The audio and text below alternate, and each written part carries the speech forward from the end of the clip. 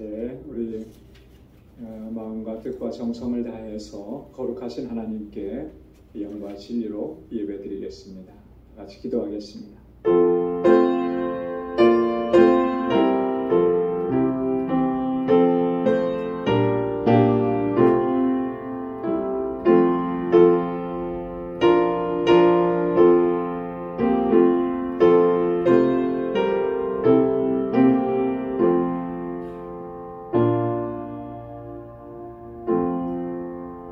여호와께서는 자기에게 간구하는 모든 자, 곧 진실하게 간구하는 모든 자에게 가까이 하시는도다. 저는 자기를 경외하는 자의 소원을 이루시며 또 저희 부르짖음을 들으사 구원하시리로다. 내 입이 여호와의 영예를 말하며 모든 육체가 그의 성호를 영영히 송축할지로다. 아멘.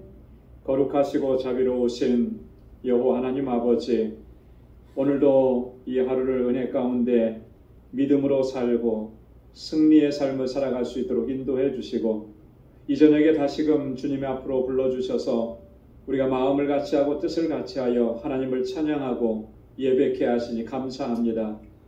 주의 영이 우리의 심령을 주장해 주셔서 오직 여호와 하나님 주님만을 바라보고 온 마음을 다하여 하나님을 예배하는 저희들 되게 하여 주옵소서. 우리 안에 더럽고 추하고 악한 것들을, 죄악들을 주님 앞에 고백합니다. 주님 용서하여 주시고 보혈로 씻어주시고 우리 안에 정한 마음을 창조해 주셔서 하나님 진실하게 하나님을 예배하는 저희들 되게 하여 주옵소서.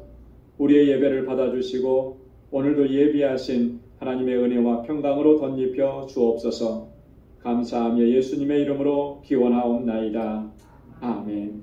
전능하사 천지를 만드신 하나님 아버지를 내가 믿사오며 그 외아들 우리 주 예수 그리스도를 믿사오니 이는 성령으로 잉태하사 동정녀 마리아에게 나시고 본디오 빌라도에게 고난을 받으사 십자가에 못 박혀 죽으시고 장사한 지 사흘 만에 죽은 자 가운데서 다시 살아나시며 하늘에 오르사 전능하신 하나님 우편에 앉아 계시다가 저리로서 산 자와 죽은 자를 심판하러 오시리라. 성령을 믿사오며 거룩한 공예와 성도가 서로 교통하는 것과 죄를 사하여 주시는 것과 몸이 다시 사는 것과 영원히 사는 것을 믿사옵나이다. 아멘.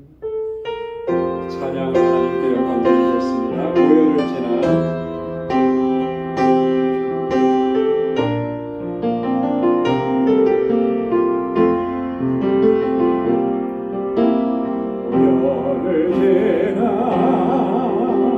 하나님 품으로 고요를 지나 아버지 품으로 고요를 지나 하나님 품으로 한 걸음씩 나가네.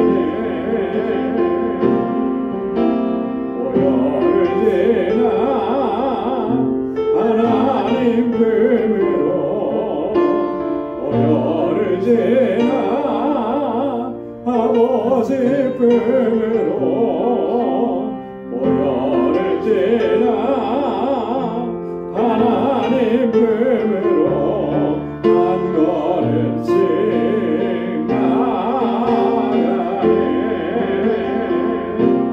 존귀한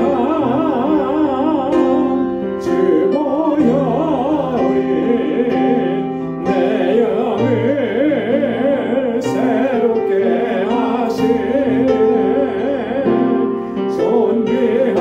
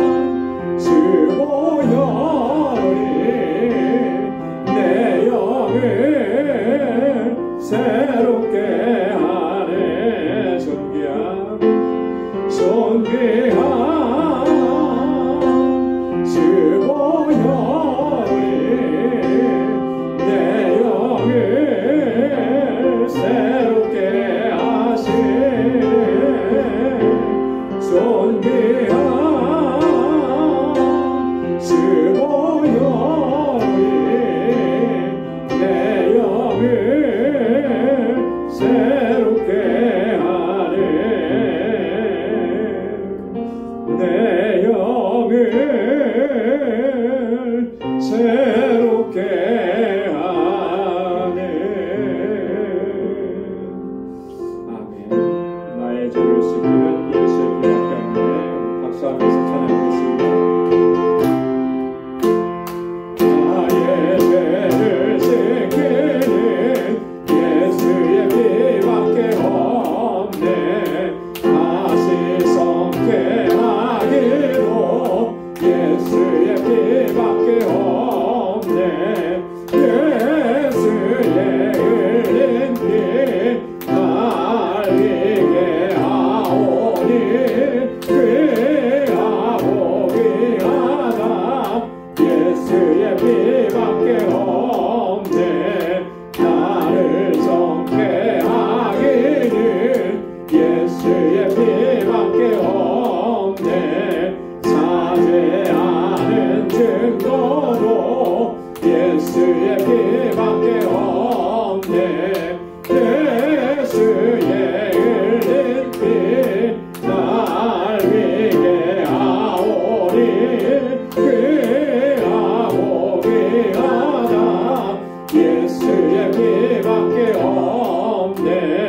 나의 죄 속하기는 예수의 피밖에 없네. 나는 공로보다 예수의 피밖에 없네. 예수의 흘린 피 날 위게 하오니 귀하고 귀하다. 예수의 피밖에 없네. 평안함과 소망은 예수의 피밖에 없네. 나의 의는 이것은 예수의 피밖에 없네. 예수의 흘린 피 날 위게 하오니 귀하고 귀하다. 예수의 피밖에 없네. 영원토록 내할 말 예수의 피밖에 없네. 나의 찬미 제목은 예수의 피밖에 없네. 예수의 흘린 피 날 위게 하오니 귀하고 귀하다. 예수의 피밖에 없네.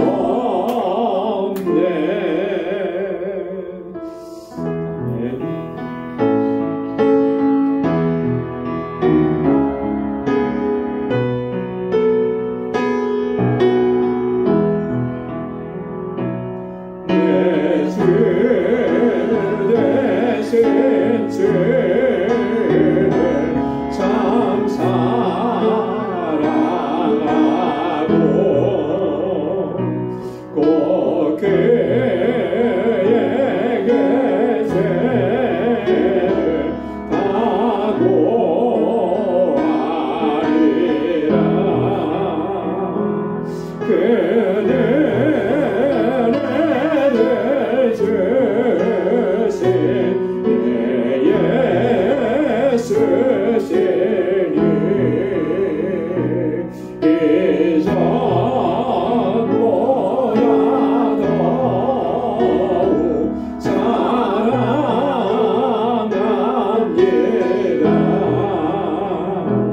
그는 날 사랑하사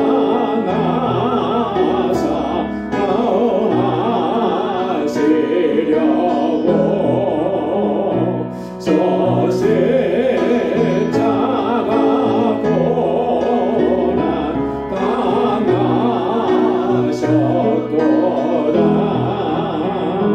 그가 세관 쓰신 내 죄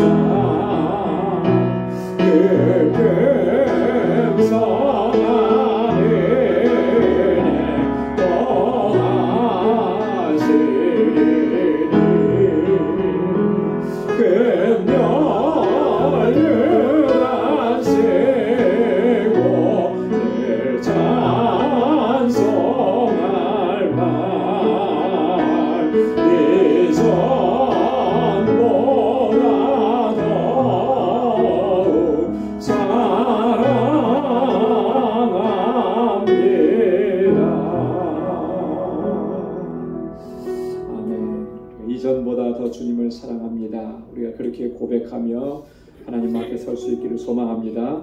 우리 이 시간 다 같이 통성으로 함께 기도하겠습니다. 먼저 교회를 위해서 우리 교회가 믿음의 역사와 사랑의 수고, 소망의 인내로 소문난 교회가 되게 하시고 우리 주신 사명 잘 감당하는 그런 귀한 교회가 되게 하옵소서. 우리 세워주신 사역자들과 또 이번에 12월 3일에 있을 임직식 또 임직 받으시는 11분들을 위해서 기도해 주시고 우리 교회 학교와 유스그룹 EM을 위해서 우리 교사들과 또 전도사님 위해서 또 우리 선교지를 위해서 특별히 알라메다 방주교회 리더십이 체인지되어서 지금 이제 힐베르토와 로레타가 사역을 감당하게 됩니다.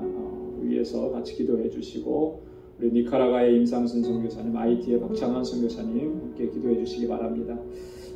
특별히 우리 정용진 집사님 하나님의 부르심을 받았는데 이제 장례 일정을 앞에 두고 있습니다. 모든 일정들 하나님께서 은혜 가운데 인도해 주시도록 그리고 슬픔 가운데 있는 우리 사랑하는 유족들 하나님께서 위로해 주시도록 함께 기도해 주시고 우리 교우들을 위해서 환우들과 연로하신 어르신들을 위해서 기도해 주시고 오늘 이 시간 주님 앞에 가지고 나온 우리 기도 제목 다 함께 통성으로 하나님께 아뢰겠습니다. 거룩하신 아버지 하나님 참 감사합니다. 저희들을 사랑하시사 하나님 날마다 주님의 은혜를 베풀어 주시고 주의 능력의 손으로 우리를 붙잡아 주셔서 유혹과 시험이 많은 이 세상을 넉넉히 믿음으로 감당하고 이겨내게 하시고 믿음의 길로 온전히 걸어갈 수 있도록 하나님 늘 붙잡아 주시니 감사합니다. 때로는 지치고 낙심하고 절망하여 있을 때 다시 일으켜 세워주셔서 주님의 주시는 강건함 속에서 새 힘을 얻어 아버지 하나님 달려갈 수 있도록 인도해 주시니 감사합니다.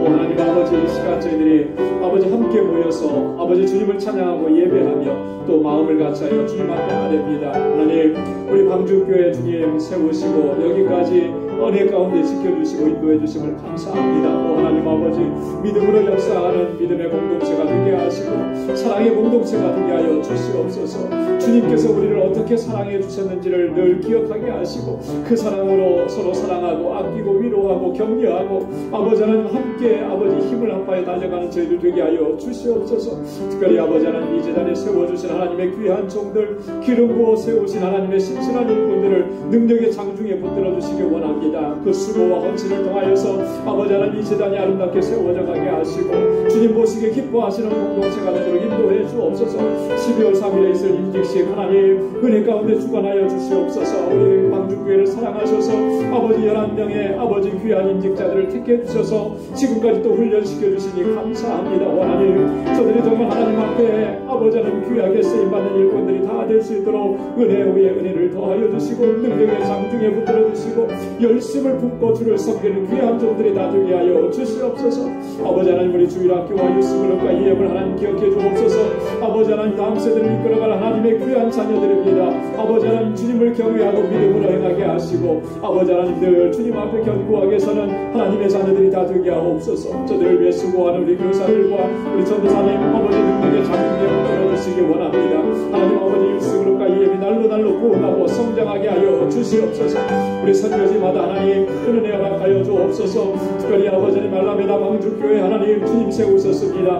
아버지 그 지역의 영혼을 구원하기 위한 구원의 방주로 세우셨사오니 아버지 견고하게 서서 하나님 영혼 구원의 사명 잘 감당하게 하시고 이번에 아버지 하나님 새롭게 리더십을 아버지께서 맡고 주셨습니다. 일베르토와 로레타 하나님께서 능력의 장중에 붙들어 주시고 저들의 수고와 헌신을 하나님 기억해 주옵소서. 그래야 아버지 하나님께서 뜻하신 대로 아름답게 세워져가는 믿음의 공동체가 되게 하여 주시옵소서. 아버지 하나님 우리 정영진 집사님 하나님께서 주님의 품으로 품으셨습니다. 이제 아버지 하나님 장래의 모든 일정 주님께서 주관하여 주셔서 모두에게 참 주님의 은혜와 평강이 넘치는 시간들이 되도록 도와주시고, 아버지 하나님, 우리 사랑하는 유족들 주님께서 만져주시고 위로하여 주시고 그 눈의 눈물을 닦아주시며, 오 하나님 아버지, 주님의 위로와 평강으로 하늘의 소망으로 덧입혀 주시옵소서. 우리 연로하신 어르신들, 아버지 하나님, 육신의 연약함 가운데 아버지 하나님 주님 앞에 부르짖는 귀한 자녀들 주님께서 긍휼히 여겨주시고 하늘 소망으로 아버지 끝까지 믿음의 여정 달려가게 하시며, 아버지 주님 안에서 온전한 회복을 이루어 늘 영육간에 강건하게 주님을 섬기게 하옵소서. 모든 염려와 근심과 걱정을 다 주님께 내어 맡기게 하시고, 주님의 보좌 앞으로 나와서 엎드려 기도하게 하시고, 날마다 주님과 동행하는 삶을 살아가도록 인도해 주옵소서. 오늘도 주님께 나와서 간절하게 간구합니다. 마음의 소원을 아뢰고 기도합니다. 주의 종들의 부르짖음을 기억하여 주시고 하나님의 선하신 응답을 허락해 주시고, 아버지 하나님 믿음 안에 견고하게 서는 우리 모두가 되게 하여 주시옵소서. 오늘 하나님 주의 말씀 앞에 세워주셔서 우리 마음밭을 구경하여 주셔서 옥토가 되게 하시며, 이 시간도 주시는 말씀으로 하나님 새롭게 결단하고 믿음 안에 견고하게 서는 이 시간 되게 하여 주시옵소서. 주님 함께 하실 줄로 믿습니다. 감사합니다. 모든 영광 주님께 올려드립니다. 예수님의 이름으로 간절히 기도드리옵나이다. 아멘. 아멘. 할렐루야. 주님의 선하신 응답이 있을 줄로 믿습니다.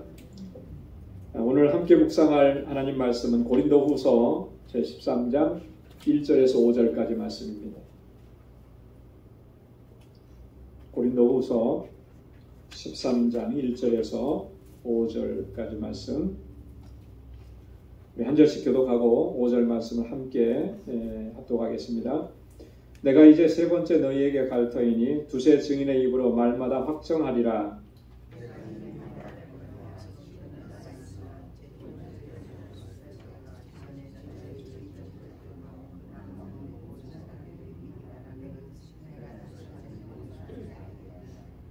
이는 그리스도께서 내 안에서 말씀하시는 증거를 너희가 구함이니 저가 너희를 향하여 약하지 않고 도리어 너희 안에서 강하시니라.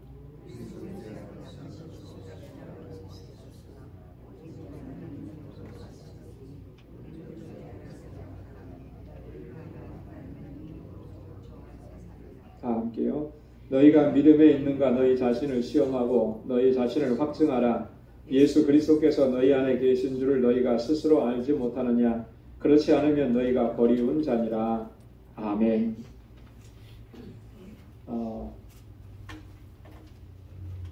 우리 고린도 전서와 고린도 후서 긴 여정의 이제 마지막 부분에 와 있습니다. 고린도 후서 13장은 이제 고린도 후서를 다 마무리하는 결론에 해당하는 부분이죠.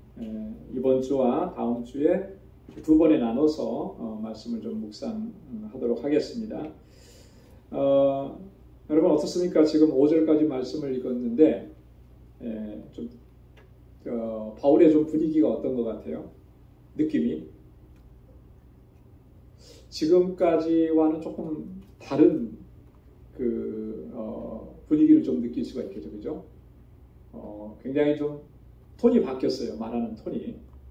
그 앞에까지는 좀 이렇게 굉장히 부드럽고 좀 유하고 뭐 그런 모습이었다면 지금 오늘 본문에 읽은 말씀은 굉장히 단호합니다. 단호하고 아주 강합니다. 이 단호하고 강한 그 모습이 바울의 지금 심정이 어떤지, 또 고린도 교회를 지금 얼마나 아끼고 사랑하는지 이런 것들이 다 담겨져서 우리로 하여금 그걸 느끼게 하는 것입니다. 5절까지 짧은 구절인데요. 사실 오늘 전부 다를 할까 하다가 전부 다 하면 또 너무 길어질 것 같아서 좀 두 번 나눠서 하는 게 좋겠다 이렇게 생각해서 나눴습니다. 짧지만 굉장히 중요한 내용이 이 속에 많이 담겨져 있는 거예요. 바울이 왜 이렇게까지 강한 어조로 이야기하는지를 우리가 이 본문의 말씀을 통해서 좀 이렇게 깨달아야 된다라고 하는 것이죠. 오늘 이 말씀 속에서 보면 바울이 먼저는 이 고린도 교회를 세 번째로 방문할 계획이다라고 하는 그 방문 계획을 지금 이야기합니다.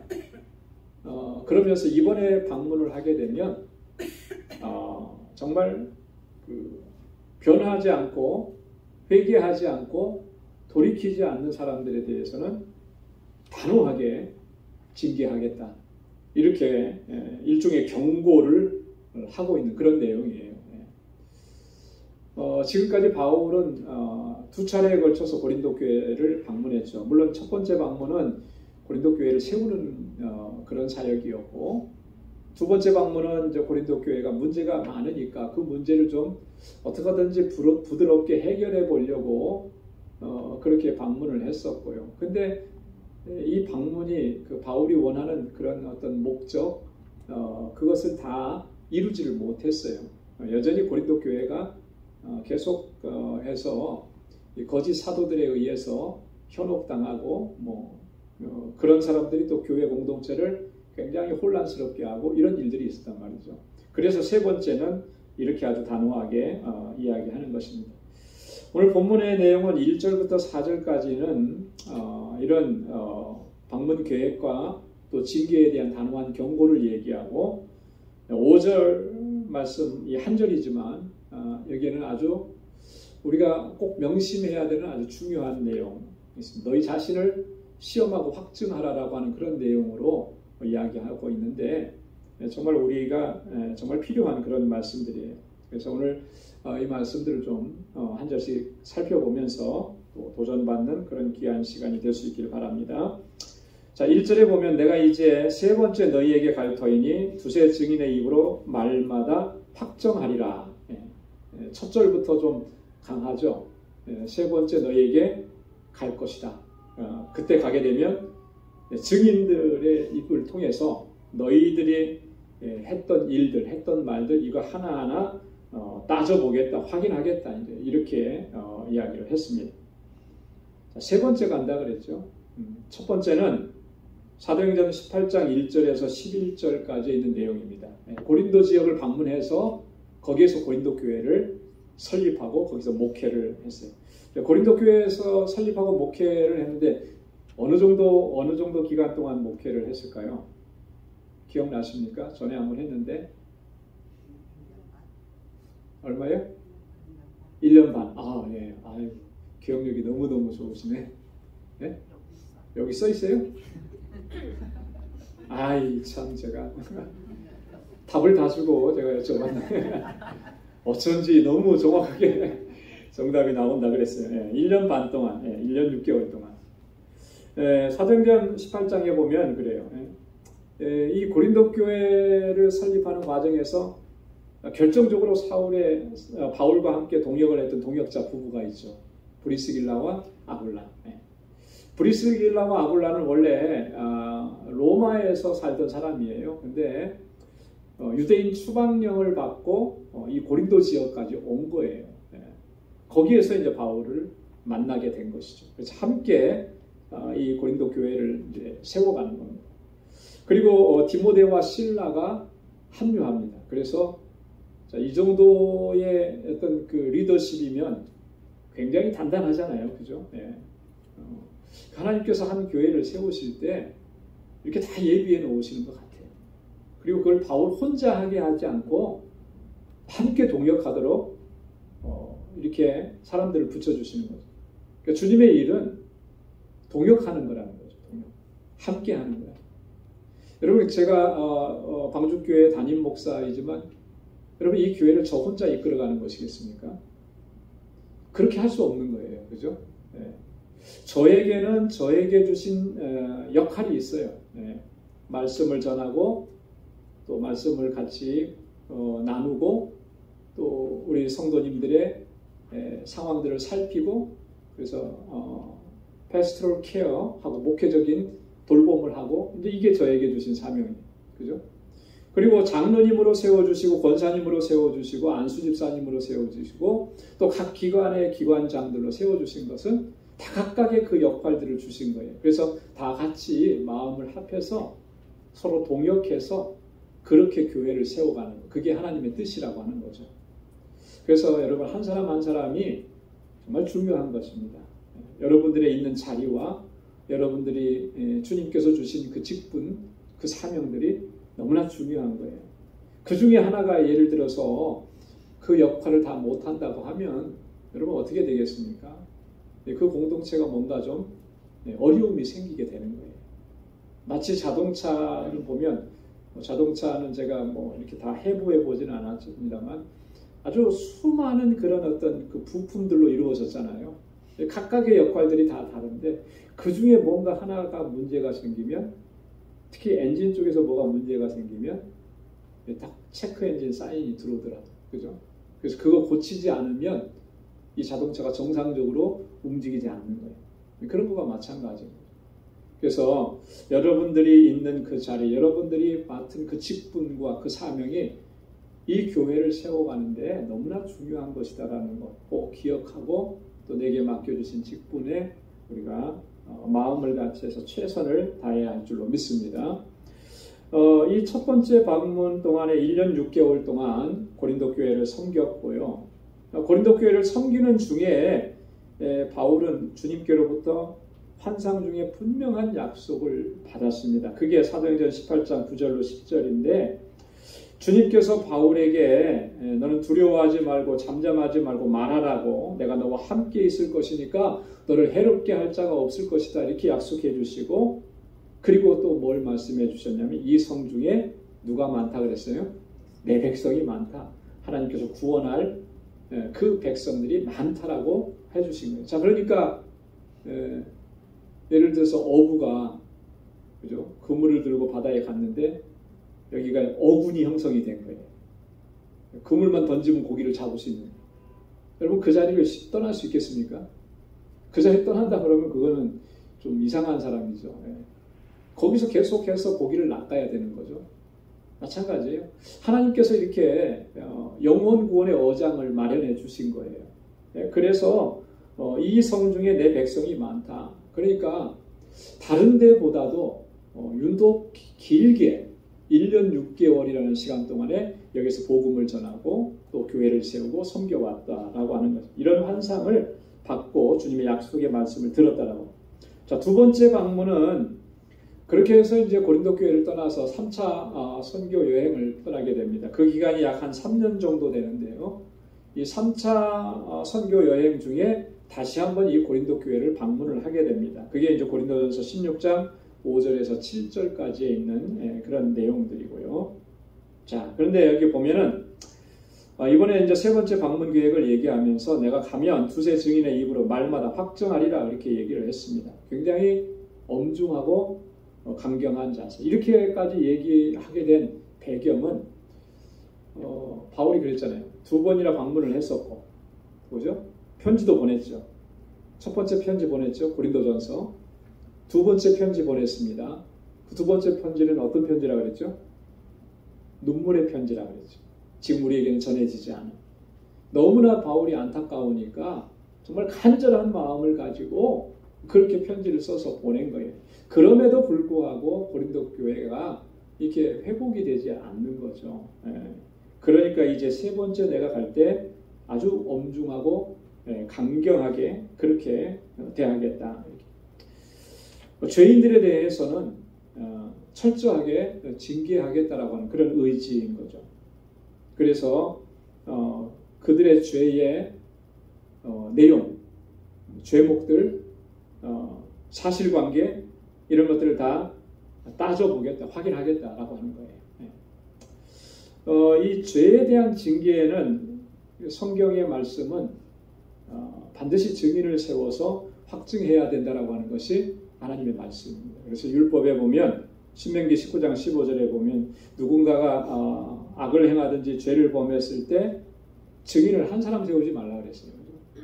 두세 증인, 두 증인이나 세 증인의 입으로 그 사건을 확정하라 그랬습니다. 그래서 세 사람이 만약에 동일하게 그 죄에 대해서 증언한다면 그건 죄로 확정을 하라라고 하는 거죠. 한 사람의 얘기만 듣고 편파적이고 그렇게 하는 그런 방법을 하지 말라. 예수님께서도 마태복음 18장 16절에 그렇게 얘기했습니다. 두세 증인의 입으로 말마다 증찮게 하라. 누군가가 죄를 졌다면 그렇게 분명하게 확실하게 해야 한다라고 하는 거죠. 바울은 그런 원리를 따라서 지금 그렇게 하겠다 얘기한 거죠.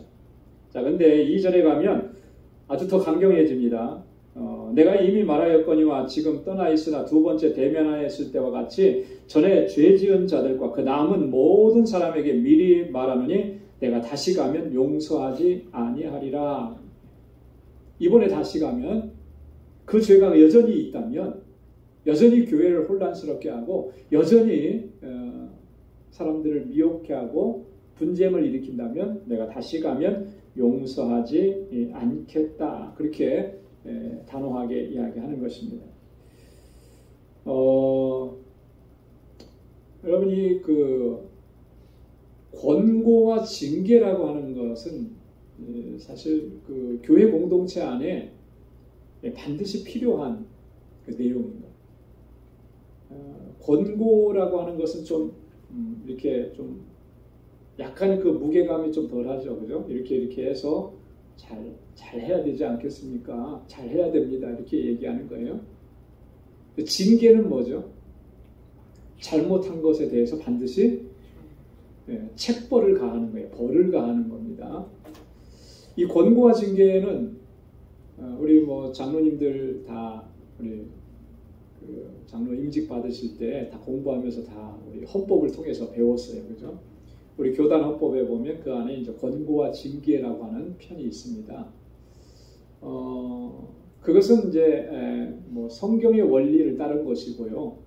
그리고 또 공동체 안에는 그런 문제들이 항상 존재하기 때문에 그 문제를 법과 질서에 따라서 지혜롭게 다뤄야 되는 것, 그게 필요하니까 이제 권고 징계가 중요한 내용으로 자리 잡니다.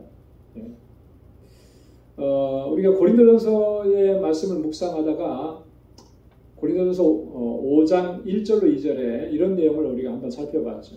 고린도 교회 안에 아주 심각한 음행의 문제가 있었잖아요, 그죠? 이 음행의 문제는 이방인 중에서도 찾아볼 수 없는 그런 문제였다. 바울이 이제 그 부분에 대해서 굉장히 한탄하고 탄식하는 거예요. 근데 거기에 보면 2절에 보면 그렇게 얘기해요. 그러하고도 너희가 오히려 교만하여져서 어찌하여 통한이 여기지 아니하고 그 일을 행한 자를 너희 중에서 물리치지 아니하였느냐 이렇게 얘기해요. 그런 일들이 있다라고 하는 것, 교회 안에 있을 수 없는 일이 발생한 것인데 그것도 심각한 문제지만 그것보다 더 심각한 문제는 뭐냐면 그것을 대하는 공동체 사람들의 태도, 자세라고 하는 거예요.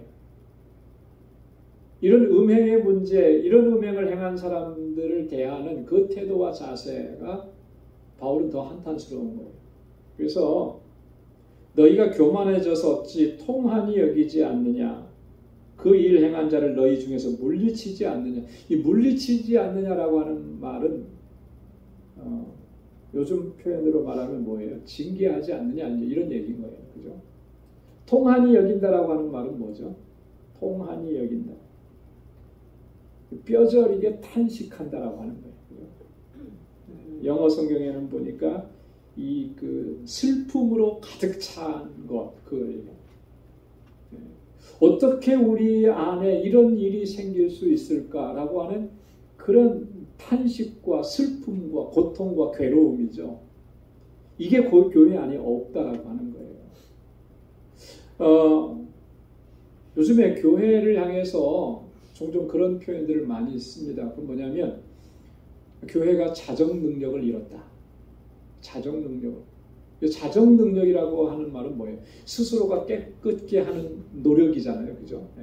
잘못된 것을 고쳐가고 바로잡아가고 그렇게 해서 깨끗함을 유지하고 성결함을 유지하고 거룩함을 유지하려고 하는 그런 능력, 그게 자정 능력인데 그걸 자꾸 상실했다라고 하는 거죠. 이거는요, 교회 안에 굉장히 치명적인 거예요. 치명적인 거예요. 여러분, 그 자정 능력을 상실하면 어떻게 되겠습니까? 갈수록 더 더러워지고 추악해지는 거잖아요. 그죠? 물에 이렇게 보면요, 이렇게 큰 호수 같은 그런 뭐 굉장히 큰 물에는 조그마한 그 뭐가 이렇게 오물 같은 게 떨어져도 그 물 전체를 흐리지 못하더라고. 스스로가 그 안에서 그걸 다 분해시켜 버리는, 그죠? 그래서 이렇게 맑은 물 그대로를 유지해요. 근데 그 능력을 상실하게 되면 계속해서 그런 오물들이나 더러운 것이 들어가게 되면 점점 그 안에 물들이 탁해져 가는 거죠. 그럼 나중에는 그 물은 쓸모없는 물들이 되는 거예요. 그런 모습이 되어버리고 있다라고 하는 거예요. 왜 그런 현상들이 일어나는가? 그 징계를 소홀하게 생각하기 때문에. 여러분은 오늘날 교회에서 징계가 잘 이루어지나요? 징계가 거의 없습니다. 네. 징계가 거의 없다라고 하는 것은 서로 반대되는 두 가지 의미가 있는 거예요. 그죠? 첫째는 좋은 쪽으로 말하면 뭐예요? 나쁜 짓 하는 사람이 없는 거예요. 다 잘하는 거예요. 다. 네. 두 번째는 반대적인 의미죠. 그냥 나쁜 짓 하고 잘못하고 죄를 졌어도 지금 고린도 교회처럼 다 눈 감아주는 거예요. 다 눈 감아줘. 뭐 그럴 수도 있지 하고. 네.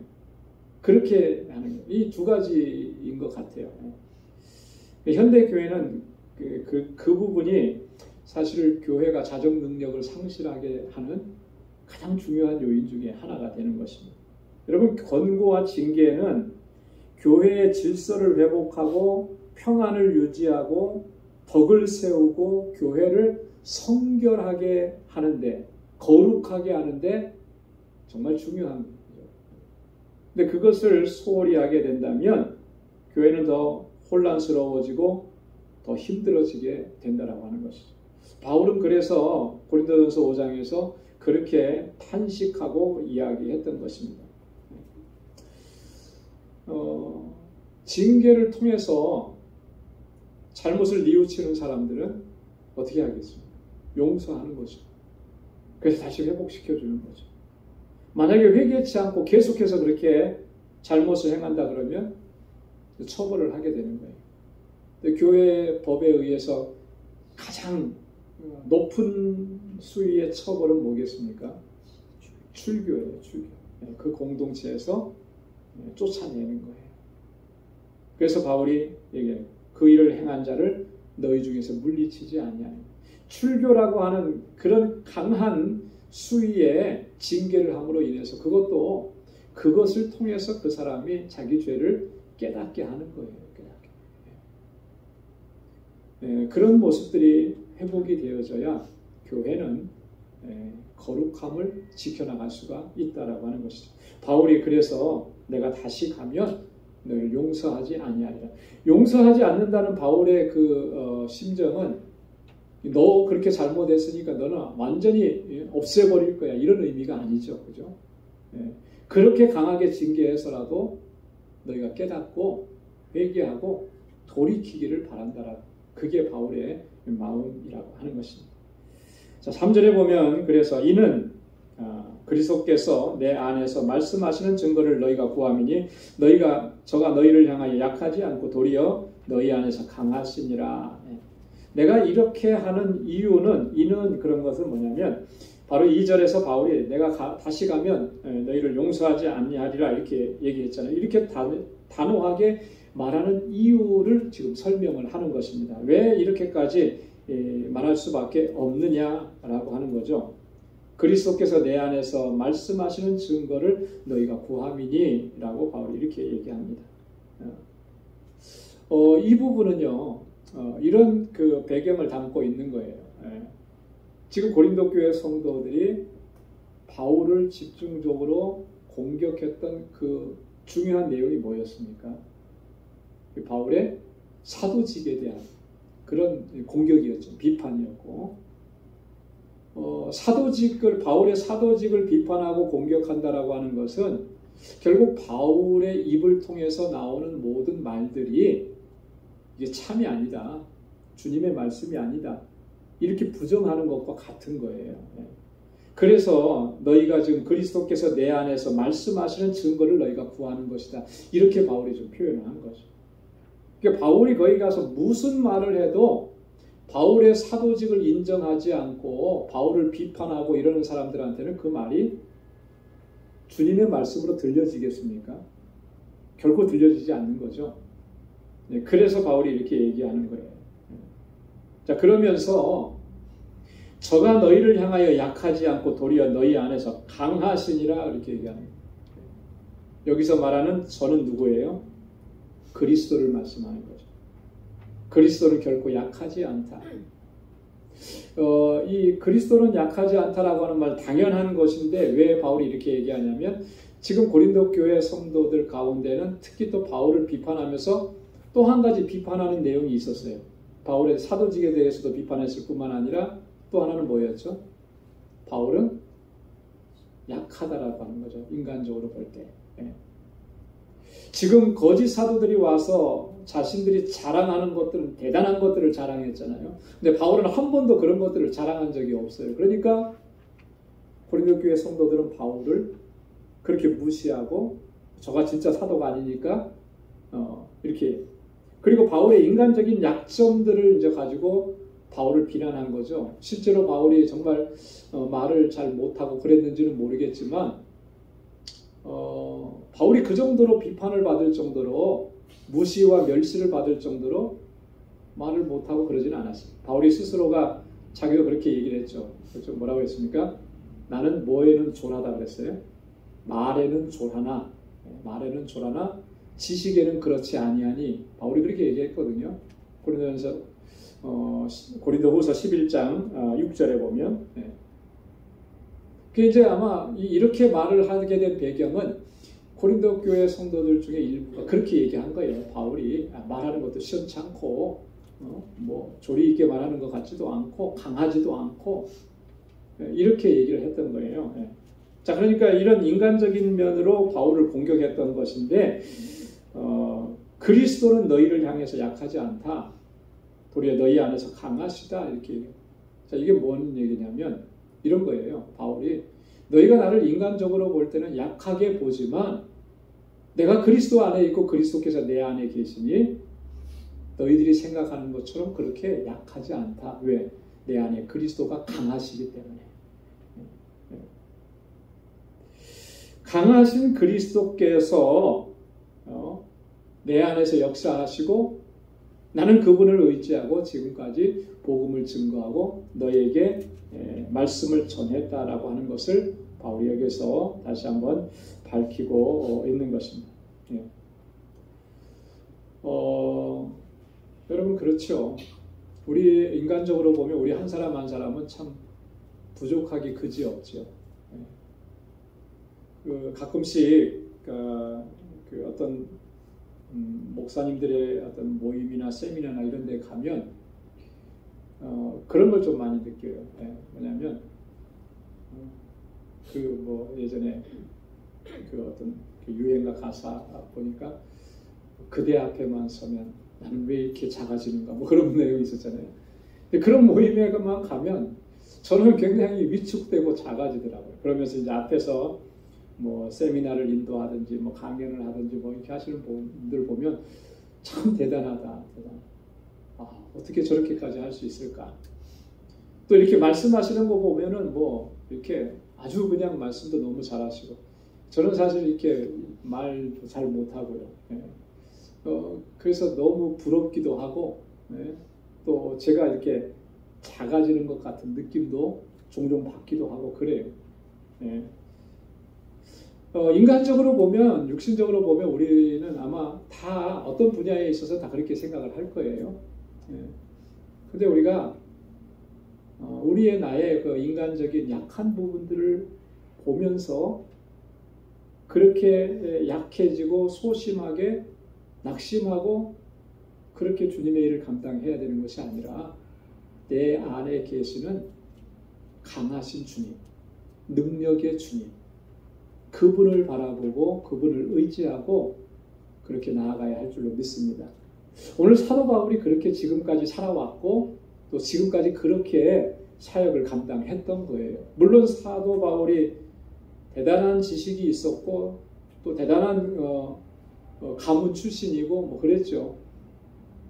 그럼에도 불구하고 그는 그거 의지하지 않고 누구를 의지한 겁니까? 내 안에서 강함으로 역사하시는 주님을 의지하고 그렇게 사역을 감당했던 거예요. 그 바울이 고백했던 것처럼 고린도후서 12장 9절 10절에서 보면 주님은 항상 그렇게 역사하시잖아요. 인간의 약함을 통해서 주님의 강함을 드러내시면서 하나님의 역사를 이루어 가시는 거예요. 그래서 어떤 면에서 보면 여러분 우리의 약함이라고 하는 것은 정말 소망인 거예요. 우리의 약함이라고 하는 것은 어떻게 보면 자랑거리가 되는 거예요. 왜냐하면 그걸 통해서 하나님은 능력으로 역사하시고 하나님의 일들을 이루어 가시기 때문에 하나님은 역설적인 하나님이시잖아요. 강한 사람을 들어서 강하게 사용하시는 것이 아니라 약한 사람을 들어서 하나님의 강함을 덧입혀 주셔서 강하게 사용하시는 거예요. 능력 있게 사용하시는 겁니다. 여러분 그래서 그 능력으로 역사하시는 주님을 의지하고 또 끝까지 주님께 순종해서 또 그 사명을 잘 감당할 수 있는 우리 모두가 될 수 있기를 소망합니다. 자, 4절에 보면 그리스도께서 약하심으로 십자가에 못 박히셨으나 오직 하나님의 능력으로 살으셨으니 우리도 저의 안에서 약하나 너희를 향하여 하나님의 능력으로 저와 함께 살리라. 아멘. 자, 그리스도께서 약하심으로 십자가에 못 박히셨으나 그리스도께서 약하셔서 십자가에 못 박히셨대요. 이게 좀 이해가 잘 안 되죠. 그죠?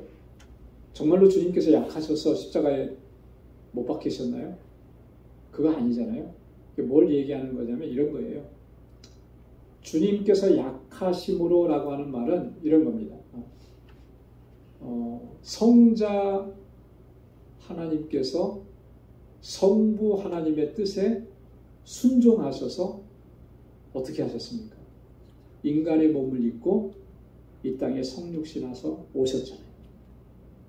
그래서 그 안에 신성과 함께 뭐가 있죠? 인성이 있는 거예요. 인성. 양성을 다 가지고 있어요. 신성은 분명히 강합니다. 그죠? 하나님이신데요. 전능하신 분이신데요. 그러나 인간의 몸을 입고 있는 인성은 약한 거죠. 약한 거.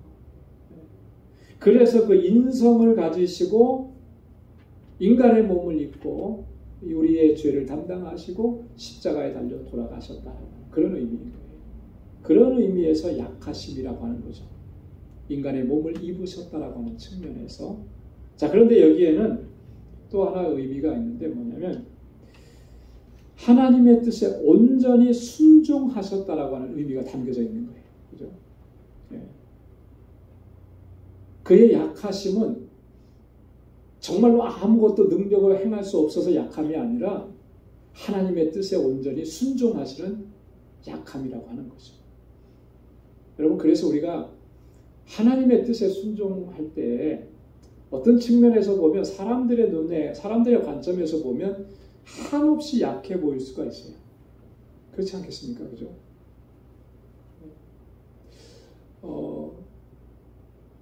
충분히 객관적이고 인간적인 능력과 권능으로 대항하고 싸울 만도 한데 그런 방법을 택하지 않는 거예요. 그거는 하나님의 방법이 아니니까. 충분히 뭔가 누군가의 힘을 동원할 수 있는 능력도 있어요. 그죠? 근데 그런 방법을 동원하지 않아요. 그게 하나님의 방법이 아니니까. 하나님의 방법은 끝없이 낮은 곳에서 내가 핍박을 당하고 고난을 당하고 박해를 당하더라도 그걸 다 받고 대항하지 않고 끝까지 주님의 걸어가신 그 길로 걸어가는 거. 그게 하나님의 방법입니다. 자, 그러니까 인간적으로 볼 때는 어리석어 보이고 약해 보이는 거죠.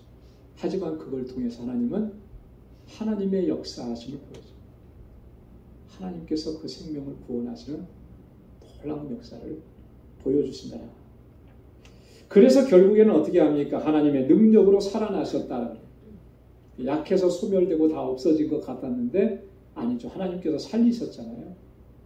그 부분을 바울은 로마서 1장 3절로 4절에서 이렇게 얘기했습니다.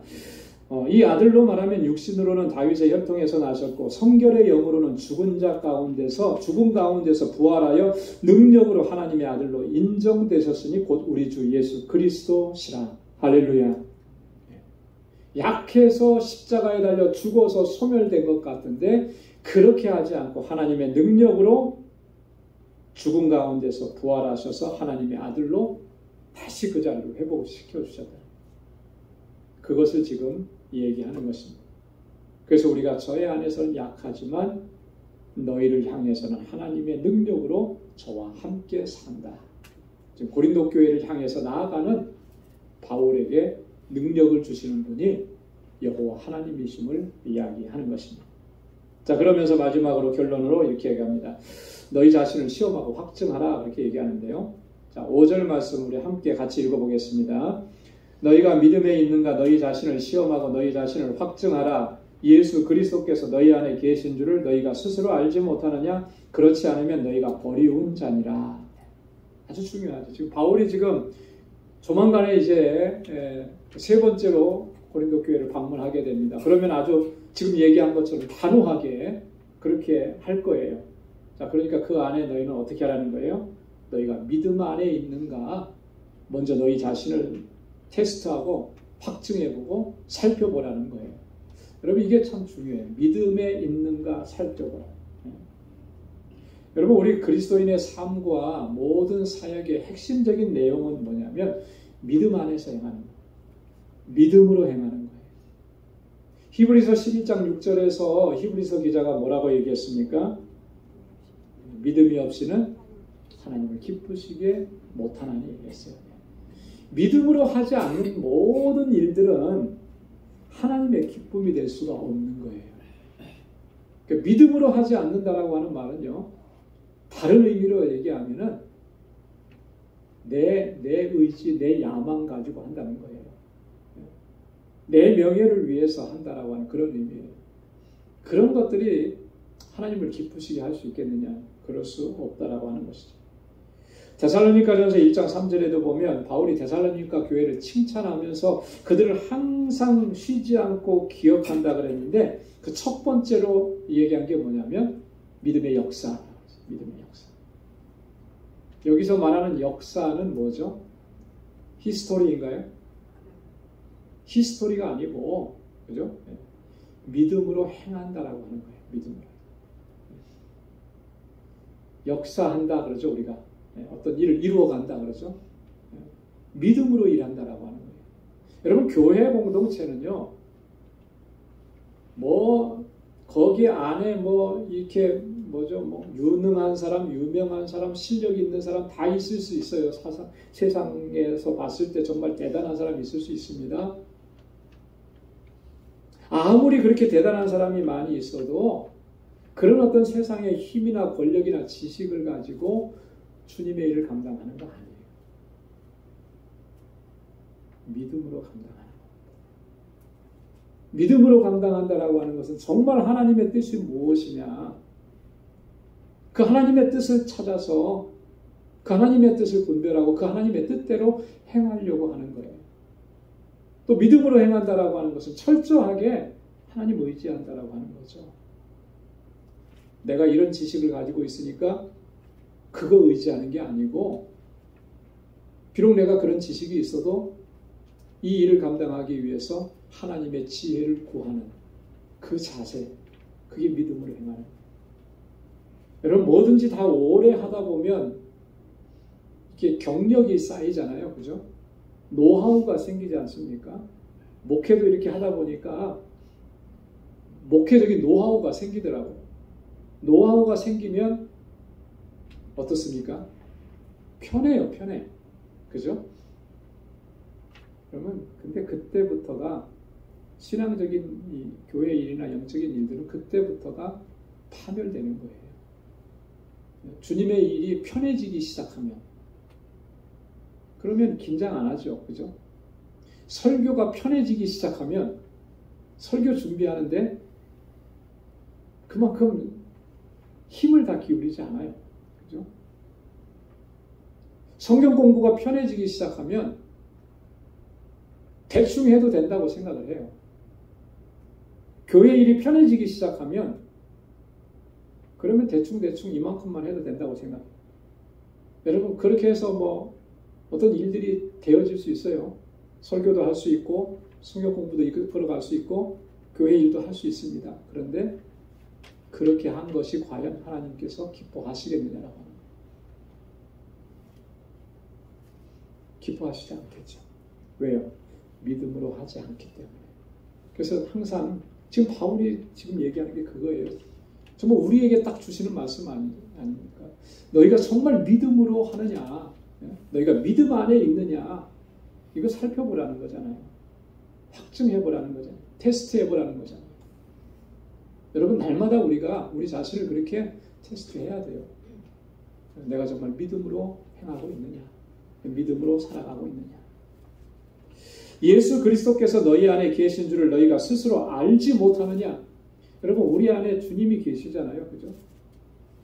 그렇게 믿습니까? 그것을 못 믿으면 여기 안 왔겠죠. 다 믿으니까 왔잖아요.